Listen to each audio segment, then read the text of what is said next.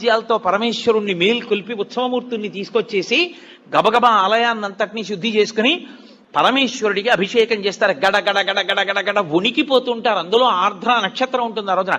ఆర్ద్ర అంటేనే తడి. దీని మీద ఒక విషయం చెప్తుంటారు. శివ, నీకు ఇదేం పిచ్చయ్యా, మార్గశీర్షమాసం అంటేనే ఊహూయ నివడక లోకముర్వీనాథ అని లోకం అంతా వణికిపోతుంటుంది. అంత వణికిపోయే సమయంలో తెల్లవారుజామున 3:30-4 మధ్యలో ఎవడైనా నెత్తి మీద అన్ని కడవల నీళ్లు పోసుకుంటాడా? ఎందుకన్ని చన్నీళ్లు పోసుకుంటావు అంటే ఒక చమత్కారంగా ఒక గడుసు కవి దానికి ఒక పెద్ద అర్థం చెప్పాడు. ఎందుకలా ఆయన ఆర్ద్రాభిషేకం చేసుకుంటాడు అన్నదానికి.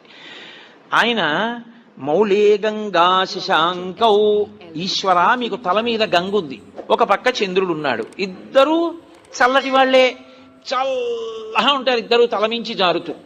పోన్లే తలమించి జారుతూ